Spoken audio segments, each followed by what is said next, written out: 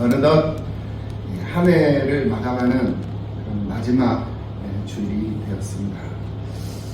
이 연말이 되면 우리는 늘 지나온 한 해를 돌아봅니다. 그리고 또 새로운 새해를 맞이할 마음의 준비를 하지요. 그런 과정 속에서 2023년도의 마지막 거룩한 주일을 성수하면서 우리는 하나님께 예배로 영광을 돌리고 있는 오늘 우리들의 모습이 되었습니다. 이 모습을 우리 하나님께서 귀하게 여기시고 귀히 여겨주시며 축복해 주실 줄로 믿습니다. 우리가 연초에 2023년도 한 해를 시작하면서 하나님 앞에 반성도 하고 또 소원 기도도 하고 이렇게 살아왔는데 왜 이렇게 2023년도가 금방 지나가 버렸는지 너무나도 빨리 지나가 버린 것 같아요. 제가 나이를 먹어서 그런지 몰라도 우리 어른들 여기 계시는데 나이 얘기해서 죄송합니다. 아직도 우리 여기 어른들 앞에서는 새파랗게 젊은 사람입니다. 그런데 젊은 사람들 앞에서는 저도 이제 60이 넘었기 때문에 노인 취급을 받더라고요. 근데 어쨌든 간에 이 살아가는 이 인생의 속도가 흘러가는 이 삶의 속도가 너무나 빠른 것 같습니다.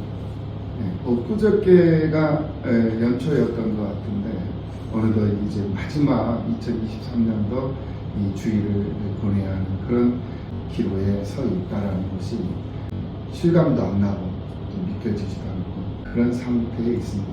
그만큼 이 세상은 빨리 흘러가고 있다라는 이 과정 속에서 주님이 언제 오실지 우리는 모르는 상태에 있으니까 늘 우리는 예수님의 옷을 입고 예수님의 말씀 따라서 세상을 살아가는 성도들로 부족함이 없어야 될 줄로 믿습니다.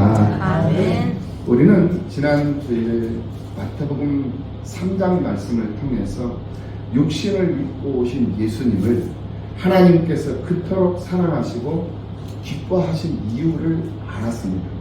그것은 하나님의 약속대로 선지자의 예언대로 왕들이 노래한 대로 제사장들의 제사법을 따라서 영원한 제물로 예수님이 오셨기 때문에 하나님이 그 오신 육을 입고 오신 그 예수님을 사랑하지 않을 수 없었고 기뻐하지 않을 수 없었다는 것을 알았습니다.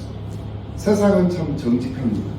그래서 성공과 승리의 열매는 땀과 피와 눈물의 밑거름이 있어야만이 세상에서의 성공과 승리를 우리는 거머쥘 수가 있습니다. 그러나 사람의 생각은 완벽할 수가 없어요. 그래서 사람의 생각과 사람의 판단은 완벽할 수 없기 때문에 언제든지 그 생각이 잘못될 수 있고 그 판단이 빗나갈 수가 있어요.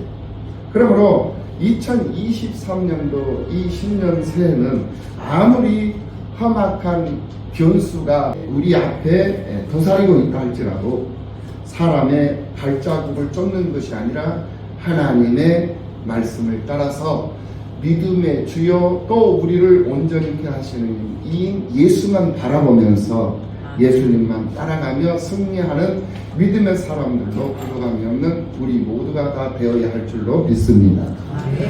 신앙이라는 것이 무엇입니까, 여러분? 신앙이라는 것은 믿고 바라는 거예요. 믿고 바라는 것. 그것이 바로 마음만 믿고 바라고 말로만 믿고 바라는 것이 아니라 반드시 그것이 어떤 예물로 드려져야 하는 거예요. 그것이 신앙이에요. 그래서 내 마음도 내 몸도 내 생각까지도 모든 것이 다 예물이 되어야 되는 것이거든요. 그것을 마태복음 2장을 통해서 우리가 확인해 볼 수가 있었죠. 마태복음 2장을 보니까 동방박사들이 예수님을 찾아와서 경배를 하는데 예배를 드린 거예요. 예수님께 예배를 드리는데 예물을 드렸어요. 고배합을 드렸다는 거예요. 그 고배합 안에는 동방박사들의 모든 것이 다 들어있었던 거예요. 그게 바로 고배합이었다는 거예요. 동방박사 세 사람의 이 모든 인생이 다 들어있었던 고배합. 황금도 들어있었고 몰약도 들어있었고 유황도 들어있었고 이것이 다 들어있어. 이것을 가르쳐서 보배합이라고 해요. 그러니까 그 동방박사들의 인생, 삶의 모든 것이 다 들어있는 것을 예수님께 경배하며 다 드렸던 거거든요. 이 동방박사들은 자신의 인생을 예수님 앞에 다 드렸어요. 왜? 자기의 인생은 내 것이 아니라 예수님의 것이다 라는 것을 보여주고 있는 거거든요. 우리에게 그것을 교수하시기 위해서, 가르쳐 주시기 위해서 그 행위의 모습을 우리에게 보여주셨다라는 것입니다. 그러므로 오늘도 그 동방박사들이 그랬던 것처럼 오늘 우리들도 과연 내게 있어서 가장 소중한 보배는 무엇인가? 그것은 바로 내 인생이다라는 거예요. 나 자신이다라는 거예요. 그러니까 내 인생, 내 자신이 바로 보배합이 되는 거예요. 그 보배합을 하나님 앞에 온전히 드릴 수 있는 믿음의 사람들이 되시기를 예수님의 이름으로 축원합니다. 그러므로 내 인생은 내 것이 아니라 내가 내 인생을 송두리째 주님께 드렸기 때문에 이제부터는 내 인생은 주님의 것이 되는 거예요. 할렐루야. 민혜경이 그 노래를 했더라고요. 대중가요로. 내 인생은 나의 것, 내 인생은 나의 것, 그냥 나에게 맡겨주세요. 이게 이제 민혜경이가 불렀던 대중가요 가사예요. 그런데 그것은 인본주의. 내 인생은 내 것이니까 나에게 그냥 맡겨주세요. 이것은 인본주의다라는 거예요. 우리는 인본주의를 추구하면 안 된다고 했습니다. 우리는 신본주의를 추구하는 믿음의 사람들인 줄로 믿습니다. 그렇기 때문에 내 인생은 나의 것이 아니라 내 인생은 누구의 것이다? 주님의 것이다. 그러니까 내 마음대로 이제는 하면 안 돼요. 내 인생은 주님 앞에 드려진 인생이니까 주님께서 마음껏 사용하십시오 라고 주님 앞에 맡겨야 된다는 거예요. 그렇다면은 시간표도 마찬가지예요. 내가 살아가는 내 인생의 시간표도 예수님의 시간표에다가 맞춰놓고 그 시간표에 맞춰진 삶을 살아가고 그 시간표에 맞춰진 인생을 계획하면서 살아가는 것은 당연한 거거든요. 왜냐? 내 인생은 내 것이 아니고 주님의 것이기 때문에 그렇다라는 거예요. 2023년도를 내 마음대로 세상을 내 시간표에다가 맞춰서 살아왔다면 이제 우리는 반성하고 회개해야 돼. 그걸 수정해야 돼. 바꿔야 된다는 거예요. 이제 2024년도 이제 내일이면 이제 한 해가 또 시작이 되잖아요. 이제 오늘로서 그 습관, 그 방식은 이제 다 내려놓고 이제는 습관과 방법을 이제 바꿔서 이제는 예수님의 스타일로 내 인생을 바꿔놓고 내 인생은 내 것이 아니라 내 인생은 주님의 것이니까 주님이 마음껏 나를 사용하여 주시옵소서. 이렇게 주님 앞에 드릴 수 있는 우리 모두가 다 되어야 될 줄로 믿습니다. 그리할 때 우리 주님은 지극히 우리를 사랑해 주시고 우리를 기뻐하실 줄로 믿습니다. 이것이 바로 진정한 신앙이에요. 이 신앙의 모습이 바로 하나님이 기뻐하시는 인생이고 기뻐하시는 삶이에요. 그러니까 사람이 떡으로만 살 것이 아니다.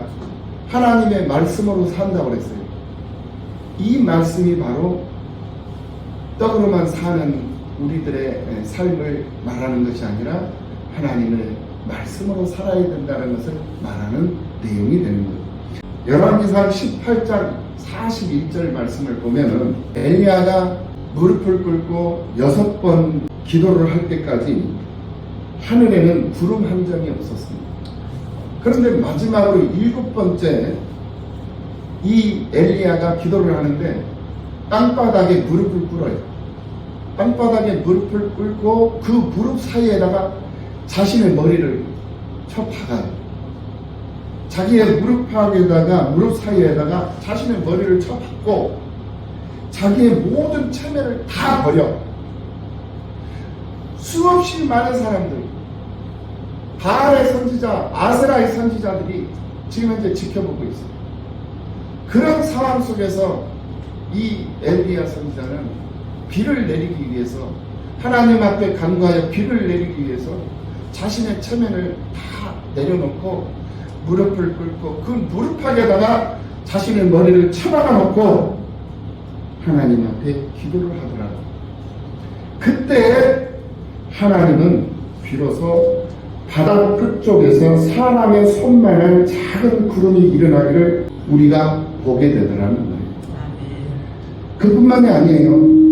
나아만 장군이 문둥병에 걸려서 엘리사가 요단강에 들어가 7번 목욕을 하라고 했을 때 나아만 장군이 그 말씀을 의지하여서 그대로 행했어요. 그래가지고 한 번 들어가서 씻고, 2번 들어가서 씻고, 6번째까지 들어가서 씻는데 아무런 변화가 없어요. 분명히 엘리사 선지자가 7번 들어가서 씻으라고 그랬거든요. 6번째까지 이 몸을 담그며 씻었는데 아무런 변화가 없어. 그래서 믿음 없는 사람들은 해봐야 뭐 별 볼 일이 있겠어, 그러면 그렇지 라고 하면서 중단을 할 수도 있어요. 그런데 이 나아만 장군은 엘리사가 신실한 선지자라는 것을 믿었고, 그 선지자는 하나님의 사람이라는 것을 믿었기 때문에 하나님의 사람이 하나님의 말씀을 자기에게 전달해 주는 것이라는 것을 믿었어요. 그래서 하나님의 말씀이라는 것을 믿고 그대로 7번째 들어간 거예요. 믿음으로 들어간 거거든요. 그때 이 나아만 장군의 문둥병이 깨끗하게 씻김을 받는 그런 기적의 역사가 일어났다라는 사실을 우리는 확인해 볼 수가 있었습니다. 이와 같이 하나님 말씀 안에서 인내하고 자기 앞에 있는 믿음의 경주를 경주하며 하나님의 도우심을 바라보며 사는 자는 하나님의 위로를 받게 되어져 있는 것입니다. 할렐루야.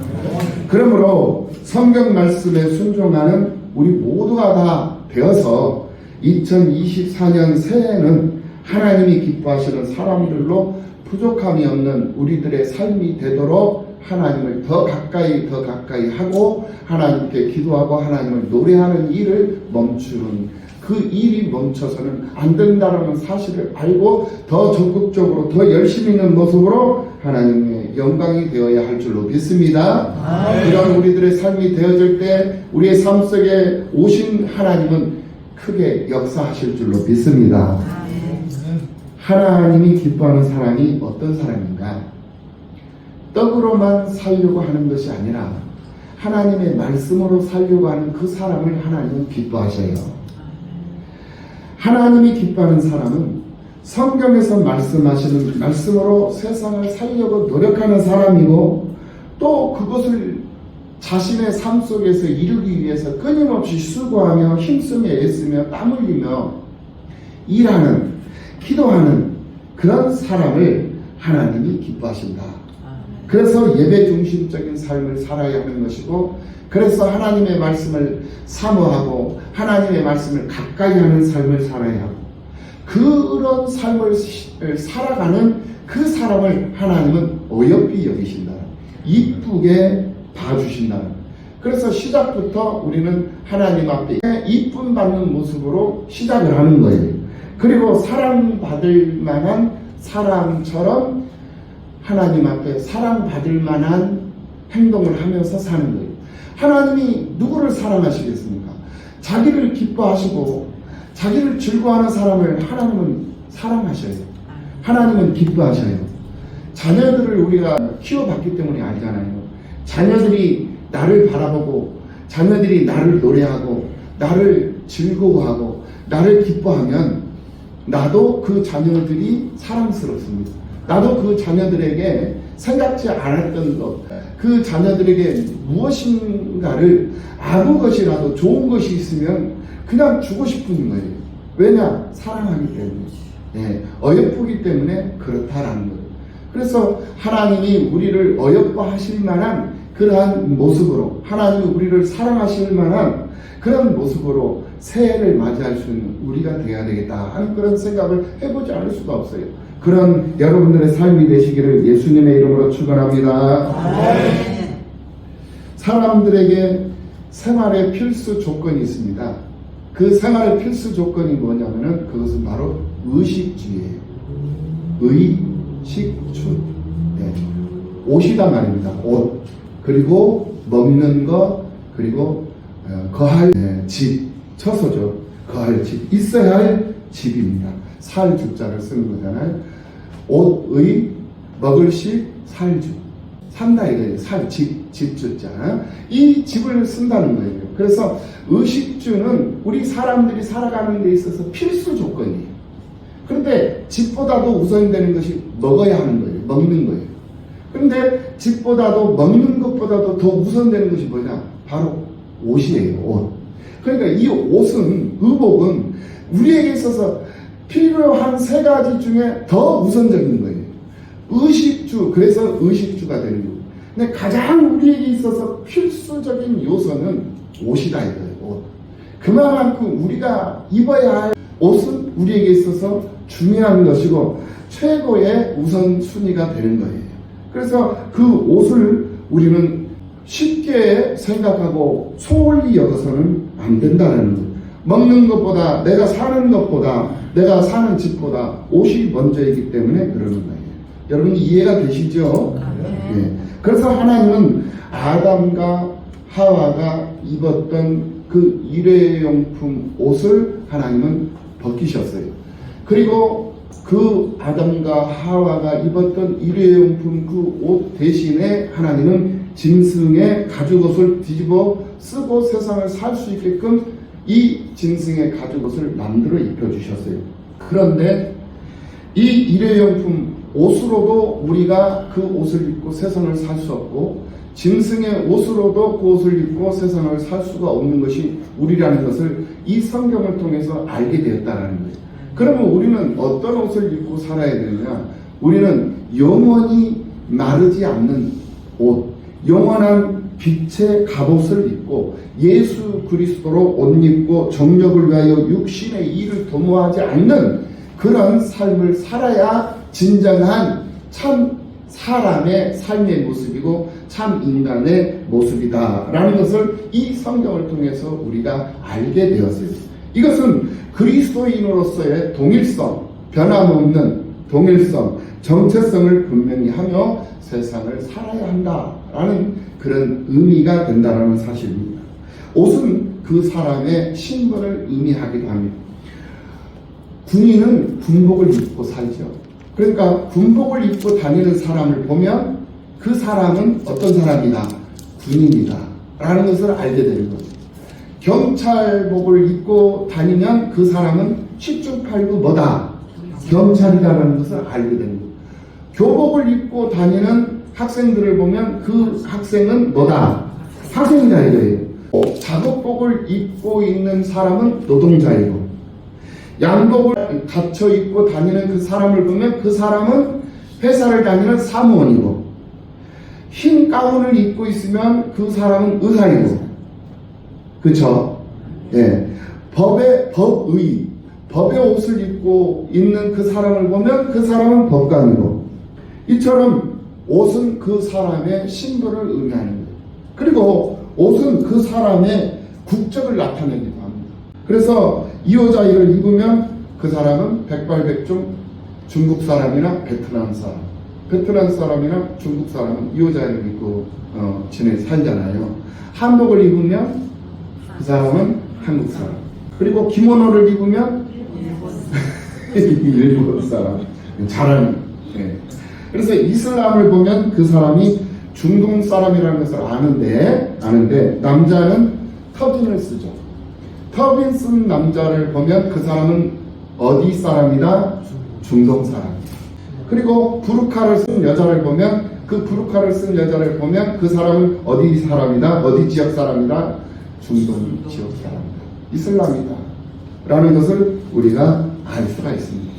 이렇듯 어떤 옷을 입고 어떤 모양을 하고 세상을 사느냐에 따라서 그 사람이 어떤 사람이라는 것을 우리가 알 수 있고 평가를 하게 된다라는 거예요. 그래서 교회든지 집에서든지 직장에서든지 세상 어느 나라를 가든지 우리 예수를 믿는 믿음의 사람들은 무엇으로 옷을 입고 살아야 된다? 세마포. 그 세마포 옷은 무엇이다? 예수 그리스도다. 그러니까 예수 그리스도로 옷을 입고 세상을 살아야 합니다. 누가 봐도 이 사람은 예수 믿는 사람이구나 라는 것을 보여줘야 된다는 거예요. 왜? 예수 그리스도로 옷 입고 살고 있는 우리들이기 때문에 그렇다라는 거예요. 집에서도 나는 예수 그리스도를 믿는 믿음의 사람이야. 나는 예수의 사람이야. 나는 그리스도인이야. 라는 것을 직장에서도 사회에서도 일터에서도 대한민국 떠나서 일본 가서도 미국 가서도 베트남을 가서도 필리핀을 가서도 아프리카를 가서도 그리스도인이라는 그 모습이 그냥 보여져야 돼요. 많은 사람들이 나를 보면 아, 저 사람은 예수 믿는 사람이야. 저 사람은 크리스찬이야. 그리스도인이야. 이 말이 자연적으로 나올 수 있게끔 만들어야 된다는 그런 모습들이 2024년도 이 새해는 여러분들 삶 속에 가득가득 충만하게 임하고 나타나는 역사가 있기를 예수님의 이름으로 축원합니다. 마태복음 22장 11절 이하 13절의 말씀을 보면은 임금님이 잔치를 벌려놓고 많은 사람들을 초청을 해요. 그래서 초청을 하는데 그 사람들이 다 들어오는데 모든 사람들이 다 예복을 입고 들어와요. 그런데 한 사람이 예복을 입지 않은 사람이 들어와 있는 것을 임금이 발견해요. 그 임금이 발견하고 그 한 사람을 가리켜서 왜 당신은 예복을 입지 않고 여기 들어왔느냐 라고 물어요. 그러니까 아무도 그 사람에 대해서 대답을 해주는 사람이 없는 거예요. 네, 그러니까 이 임금이 사환에게 저 사람의 손발을 묶어가지고 바깥 어두운 데 내던져라. 거기서 슬피우며 이를 갈게 될 것이다. 이렇게 말씀을 하면서 예복을 입지 않은 사람을 내쫓아버려요. 그래서 그만큼 이 예복이라는 것이 참 중요한 거거든요. 요한계시록 7장 13절 말씀에서도 요한이 천국을 보게 됩니다. 하나님께서 요한에게 천국을 보여주시는데 천국에 있는 사람들이 흰옷을 입고 있는 것을 볼 수가 있어요. 그래서 신기해서 가이드를 하고 있는 장로님에게 물어봐요. 그러자 천국은 어린 양의 피에 그 옷을 씻어서 깨끗하게 된 흰옷을 입은 사람만 들어올 수 있습니다 라고 얘기를 하고 있는 것을 볼 수가 있습니다. 우리가 살면서 이처럼 믿음으로 사는 오늘 우리들은 예수 그리스도로 옷 입고 살아야 되는 이유가 바로 여기 있는 거예요. 예수 그리스도로 옷을 입지 않고 세상을 살잖아요. 그러면 우리는 천국에 못 들어가요. 천국에 들어갈 수가 없어요.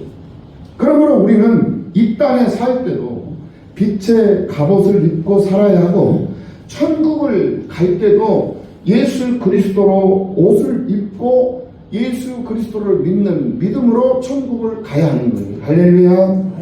결국 이 옷은 우리가 믿음으로 세상을 살고 있다라는 믿음의 신분을 뜻하는 옷이었습니다. 사회생활하기에 불편하다고, 사업하는 일에 불편하다고 슬며시 예수님의 옷을 벗어버리는 그런 비겁한 사람들이 종종 있는 것을 볼 수가 있습니다. 직장에서 일터에서 예수 그리스도로 옷을 입고 일을 하려고 하니까 너무 불편한 거야. 그러니까 애따 모르겠다 하고 그냥 옷 잠깐 벗어놓고 일하지 뭐. 해놓고 옷 벗고 그냥 예수님과 상관없는 당신과 똑같은 그런 모습으로 일을 하고 쓰임을 받는 그런 사람들이 있다라는, 이것은 하나님이 절대적으로 기뻐하지 않는 모습이다라는 것을 우리는 기억하고 오고, 어떤 상황 속에서도 예수 그리스도로 옷 입고 사는 것을 망각하지 말고 예수 그리스도로 옷 입고 있는 그 옷을 벗어버리는 그런 실수를 범하는 그런 일이 없어야 된다는 사실을 명심하고 2014년 한 해를 살아갈 수 있는 오늘 우리들이 다 되어야 할 줄로 믿습니다. 그러므로 빛의 갑옷, 즉 예수 그리스도로 옷 입으라는 것은 그리스도인의 품위를 지키며 살라는 뜻이 되기도 하는 것입니다.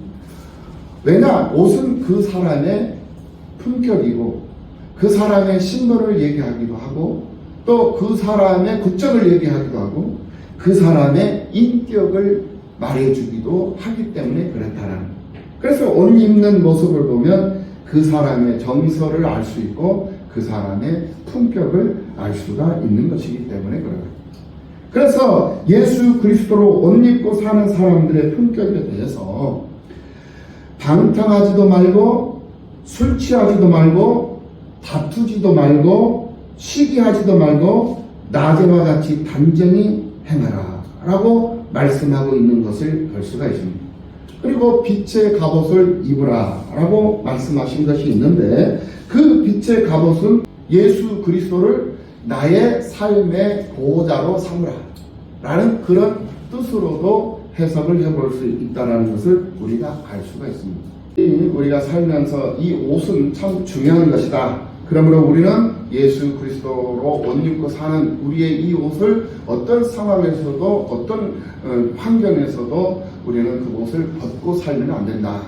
이것을 명심하시고 2024년도는 예수 그리스도로 옷 입는 그 모습, 옷 입고 사는 그 모습을 자랑스럽게 여기고 믿음으로 승리하는 여러분들이 되시기를 예수님의 이름으로 축원합니다. 아담과 하와가 선악과를 따먹은 범죄의 대가는 그 에덴 동산에서 쫓겨나는 것이었습니다. 아무리 멋지고 귀하고 화려한 그런 순간이라 할지라도 하나님 말씀에 순종하지 않으면 하나님은 그 사람을 용서하지 않는다라는 것을 알아야 돼요. 하나님은 긍휼히 여기시고 하나님은 불쌍히 여기십니다. 그러나 긍휼히 여기시고 불쌍히 여기시는 것은 나중 일이에요. 그러니까 우리가 믿음으로 사는 이유는 하나님께서 우리를 구별해 놓은 거거든요. 그러니까 우리는 내 의지와 상관없이 믿음으로 사는 거예요. 믿음으로 살아야 된다니까요. 내가 구별해 달라고 해서 하나님 구별해 놓은 게 아니에요. 여러분 그거 알아야 돼요. 하나님께서 당신이 기쁘고 당신이 즐겁고 당신이 기분이 좋으니까 나를 어여삐 여기신 거예요. 그래서 나를 사랑하신 거고 나는 그걸 몰랐어. 근데 하나님이 나를 다가오셔서 나를 구별해 놓은 거야. 너는 내 것이다. 구별해 놓은 거야. 그러니까 나는 내 의지와 상관없이 구별을 받은 거야. 그러면 나는 구별을 받은 거니까 우리 하나님이 어떤 하나님이십니까? 창조주잖아요. 절대 주권자잖아요. 하나님은 모든 것을 주관하시고 모든 것을 모든 주권을 가지고 계신 왕이시거든요. 통치자이시고 다스리고 지배자이시고. 그러니까 우리도 나도 하나님의 백성으로 구별됐고 하나님의 자녀로 구별됐고 하나님이 사랑하는 사람으로 이렇게 구별된 거야. 그러면 우리는 적응하면서 살아야 됩니다. 네. 그걸 거부하잖아요. 거부하면 하나님도 우리를 외면해 버리거든요. 하나님이 우리를 외면한다는 것은 우리를 버린다는 거예요. 버리면 버림받은 자는 죽을 수밖에 없는 거예요. 아담과 하와가 버림받으니까 죽은 거잖아요. 네. 똑같은 입장에 있는 거거든요. 위치에. 그것을 보여준 거예요. 너희들도 나에게 내 말에 불순종하면 너희들 죽는다. 그러니까 떡으로만 밥으로만 밥 먹고 의식주로만 살려고 하지 말아라. 내 옷 입고 내가 주는 떡을 먹고 너희들이 수고해서 얻은 떡을 먹으려고 하지 말고 내가 준 떡 먹고 내가 준 옷 입고 내가 준 집에서 이 집이 어디예요? 하나님의 집 아닙니까? 그러니까 세상적인 것이 아니라 하나님의 것으로 살으라는 거예요. 예수 그리스도로 옷 입고 예수 그리스도께서 말씀으로 우리를 먹이시니 그 말씀의 양식을 먹고 하나님의 집에서 예수 그리스도의 이 거룩한 몸된 이 성전에서 이 주님의 몸된 이 교회에서 이 제단에서 살으라는 거예요. 네. 그리하면 그런 삶을 살아가면 하나님께서 책임져 주시겠다. 하나님께서 붙잡아 주시겠다. 이끌어 주시겠다. 따라만 와라. 그리하면 너희 모든 일이 다 형통케 될 것이다 라는 사실을 오늘 이 말씀을 통해서 우리가 확인해 볼 수가 있습니다. 예수님이 이 성령에 이끌려서 어디로 갔느냐? 마귀에게로 갔어요. 성령에 이끌려서 풍성하고 풍요로운 곳으로 성령께서 예수님을 이끌고 가시지 않았습니다. 성령은 예수님에게 40일 금식 기도하게 하시고 그 40일 금식 기도가 끝나니까 배고픈 예수님, 굶주린 예수님이잖아요. 그 예수님을 끌고 어디로 가셨나요? 마귀에게로 가셨다니까요. 마귀에게. 이걸 알아야 돼요. 그러니까 마귀가 옳지 잘 됐다. 네. 잘 오셨습니다. 라고 마귀가 환영을 해줘요. 예수님을. 그리고는 예수님에게 시험을 합니다. 너 배고프지 않냐? 이 돌을 가지고 떡을 만들어서 먹어봐라. 오늘 본문의 말씀입니다. 그러니까 예수님께서 그 즉시로 사람이 떡으로만 살 것이 아니라 하나님의 말씀으로 살아야 된다. 이거를 증거를 해주고 있거든요. 이게 첫 번째 문제였어요. 두 번째 시험을 해요. 한 번 시험하는 것으로 끝나는 게 아니야. 또 시험을 해요. 한 번 시험을 해서 끝났는데 또 시험을 한단 말입니다. 그 두 번째 시험이 바로 5절 6절의 말씀입니다. 이에 마귀가 예수를 거룩한 성으로 데려가 성전 꼭대기에다 세워놓고 내가 만일 하나님의 아들이라면 뛰어내려라. 기록되었으되 말씀에 하나님의 말씀에 그가 너를 위하여 그의 사자들을 명하시니 그들이 손으로 너를 받들어 밭이 돌에 부딪히지 않게 하리로다 하였느니라. 하나님의 말씀으로 시험을 한다니까. 아멘. 마귀도요 하나님의 말씀이 아닌 얼토당토하는 그런 말로 우리를 시험하지 않아요. 아멘. 하나님의 말씀으로 우리에게 시험을 해요. 예수님에게 그걸 보여줬잖아요. 그러니까 예수님께서 어떻게 대답을 하십니까? 예수님께서 이르시되 기록되었으되 주 너의 하나님을 시험하지 말라 하였느니라. 라고 이 마귀의 시험을 또 물리쳐버립니다. 그럼 끝나야 되잖아요. 인생은 3세번이라고. 네. 또 세 번째 또 시험을 해요. 마귀가 또 그를 데리고 지극히 높은 산으로 올라가. 예수님이 지금 어떤 상태예요? 40일 동안 금식한 상태예요. 바짝 말라가지고 뼈다귀만 남아있어 겨우 숨이나 쉴 수 있는 그 정도의 상태에 있는 거예요.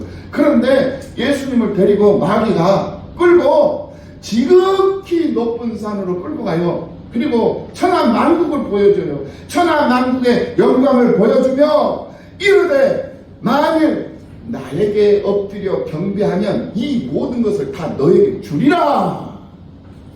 이 시험을 해요. 예수님 앞에. 참 기가 막히죠. 지가 뭔데? 마귀는 피조물이에요. 예수님이 자기를 만들었어요. 예수님이 자기를 만들었는데 자기를 만든 하나님한테, 자기를 만든 그 당사자한테 지금 이 마귀가 시험을 한다는 거예요. 참 기가 막힌 일이지 않습니까? 어떻게 창조주한테, 피조물이 창조주한테 어떻게 시험을 할 수가 있습니까? 그래서 예수님이 이제 답을 줍니다. 이에 예수께서 말씀하시되 사탄아 물러가라. 기록되었으되 주 너희 하나님께 경배하고 다만 그를 섬기라 하였느니라. 할렐루야. 사탄 마귀도 하나님의 말씀으로 도전을 해오죠. 예수님도 하나님의 말씀으로 방어를 해요. 네. 그러면 우리들도 세상 살면서 시험이 올 때가 한두 번이 아니잖아요. 시험이 와요. 그러면 우리들은 어떻게 그 시험을 방어를 해야 되는가? 이겨내야 되느냐? 말씀으로 이겨내야 된다. 말씀으로 이겨내려면 어떻게 해야 돼요? 하나님의 말씀을 알아야죠. 하나님의 말씀을 모르는데 어떻게, 그러니까 하나님의 말씀을 모르면 그 즉시로 마귀의 밥이 되어버린다니까요. 마귀의 밥이 되어버립니다. 마귀의 밥이 되지 않으려면은 하나님의 말씀을 우리는 늘 사모하며 하나님의 말씀을 묵상하고 그 말씀이 내 삶의 길이요 진리요 생명이에요. 그러니까 하나님의 말씀은 나의 생명이고 하나님의 말씀은 나의 보화요 나의 기쁨이요 나의 즐거움이 되는 거예요. 그래서 말씀을 소홀히 여기면 안 돼요. 하나님 말씀을 그리워하고 하나님 말씀을 사모하며 말씀 듣기를 즐거워하고 보고 읽고 보고 듣고 그래서 지키고 행하고 그 사람이 바로 복 있는 사람이라고 그랬잖아요. 요즘에 많은 사람들이 성령 집회, 성령 역사, 이렇게 성령님을 자꾸 거론하는데, 성령님은 하나님이십니다. 할렐루야. 아멘. 성령님은 하나님이신 줄로 믿습니다. 아멘. 그런데 성령님을 자기가 부릴 수 있는 어떤 종처럼 대하는 사람이 있다라는 거예요. 얼마나 잘못된 일입니까? 성령님은 삼위일체 하나님, 삼위일체 되신 하나님의 한 위가 바로 성령입니다. 아멘. 곧 창조주 하나님이시고 이 세상 모든 만물을 주관하시는 주권자이신 이가 바로 성령님이시다라는 말이에요. 그런데 성령님을 하나님으로 대하지 않냐고 어떤 현상이나 능력으로 취급해버린다라는 거예요. 이것이 문제라는 거예요. 성령님이 우리에게 오셔서 우리와 함께 하시는 이유가 있습니다. 그 이유가 무엇인가? 그것은 바로 예수님을 우리에게 가르쳐 주시기 위해서 성령님이 우리에게 오신 거예요. 아멘. 예수 그리스도가 누구냐? 예수 그리스도가 누구인가를, 무엇인가를 우리에게 가르쳐 주기 위해서 성령님이 오셨고, 그 성령님의 능력으로, 그 역사하심으로 그 예수를 믿게 하시고 전하게 하시기 위해서 성령님이 우리에게 오신 것입니다. 그래서 그 성령님이 우리 인생을 주도하시고 모든 만남과 사건들을 통해서 우리로 하여금 예수를 더 깊이 이해하고 예수를 믿고 깨닫고 그래서 따르게 하기 위해서 예수 따라가며 복음 증거하는 일에 쓰임받도록 하기 위해서 성령이 우리에게 오셨다라는 거예요. 아멘. 그러므로 성령의 역사하심의 목적은 곧 예수 그리스도가 되는 거예요. 아멘. 이건 분명히 알아야 돼요. 그런데 예수님과는 전혀 상관이 없이 성령님의 역사를 촉구하고 성령의 역사를 주장하는 그런 일들이 얼마나 많이 있는지 몰라요. 그래서 성령님의 의도를 무시하는 죄를 범하는 그런 사람들이 너무나도 많이 나타나고 있어요. 이건 너무나도 문제가 아닐 수가 없어요. 성령 집회라는 그런 명목을 가지고 기적을 보이고 치유 역사를 이루고 은사 집회를 하고 이런 요란하게 추구하는 그런 이상한 그런 집회를 사모한다거나 그런 집회를 찾아다니는 것, 그건 너무나도 잘못돼요. 그런 생각 자체도 해서는 안 돼요. 그런데 요즘에 그런 사람들이 너무나도 많이 나타나고 있어요. 평신도들은 별로 관심이 없는 것 같아요.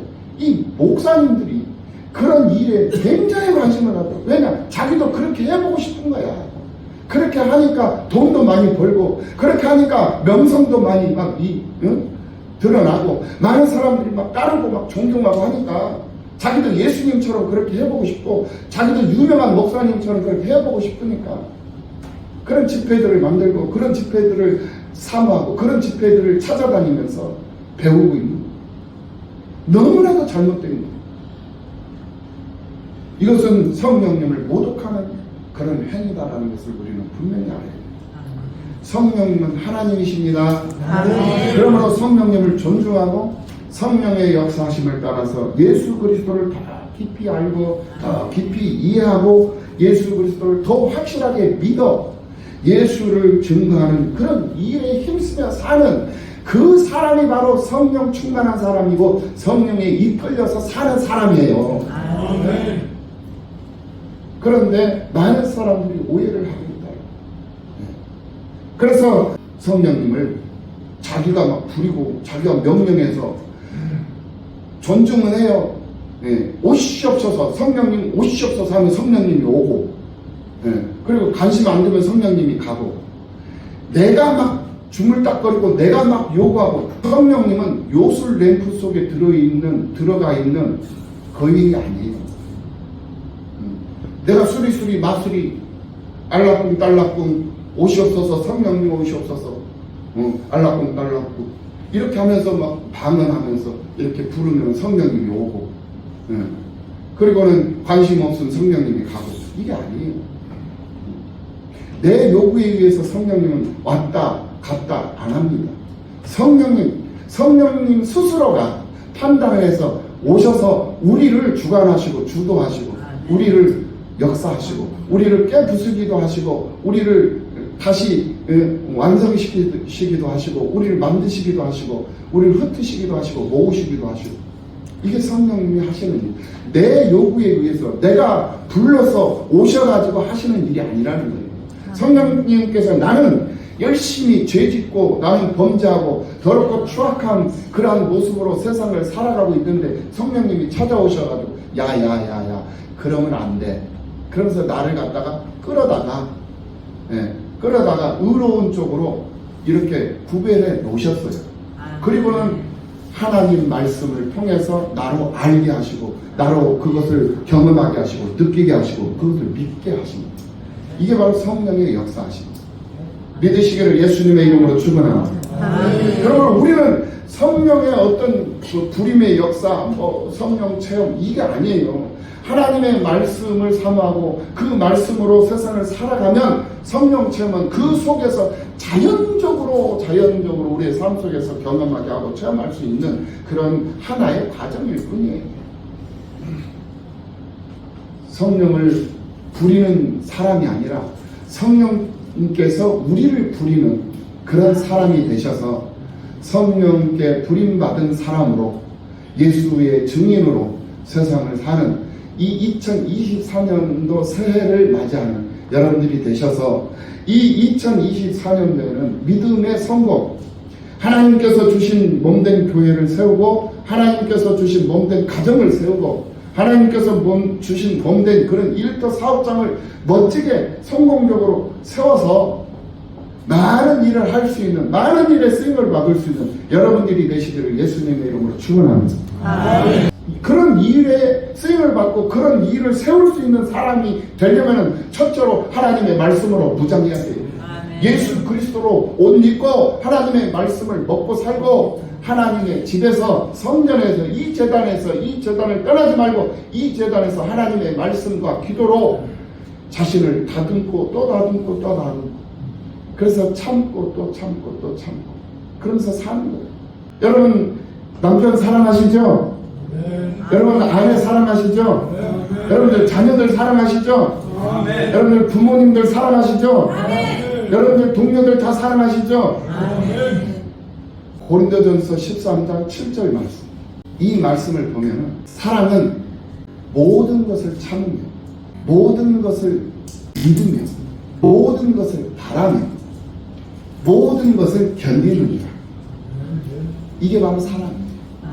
정말로 자식을 사랑한다면, 정말로 아내를 사랑한다면, 남편을 사랑한다면, 부모를 사랑한다면, 내 동료들을 사랑하고 내 친구를 사랑하고 내 이웃을 사랑한다면, 내 형제를 사랑하고 내게 붙여진 사업장을 사랑하고 내게 주신 가정을 사랑한다면 참아야 돼요. 모든 것을 참으며 모든 것을 믿으며 모든 것을 바라며 모든 것을 견디느니라. 이게 사랑. 사업장에서도 이거 했다가 좀 안 되면 했다 모르겠다 이제 딸 쳐버리고 다른 거 하자 이거 아니야. 끝까지 참아. 될 때까지 참으라 이거. 할렐루야. 아 이렇게 할까 저렇게 할까 이거 하다가 안 되면 냅다 버리고 저것도 하고. 머리가 좋은 사람들은 집중을 못해요.